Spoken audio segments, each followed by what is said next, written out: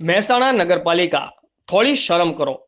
ભગવાન રામના પોસ્ટરનો કચરો ઉપાડવા માટે ઉપયોગ. રામ જન્મભૂમિ મહોત્સવ વખતે બનાવેલા પોસ્ટરનો કચરો ઉપાડવા કરાયો ઉપયોગ. પોસ્ટરમાં કચરો ભરી ટ્રેક્ટરમાં ઠલવાતા દ્રશ્યો સામે આવ્યા. સ્થાનિક લોકોએ આ મામલે ભારે વિરોધ દર્શાવ્યો છે. નગરપાલિકાના પૂર્વ કારોબારી ચેરમેનના નામવાળા પોસ્ટરથી ઉપાડાતો હતો કચરો.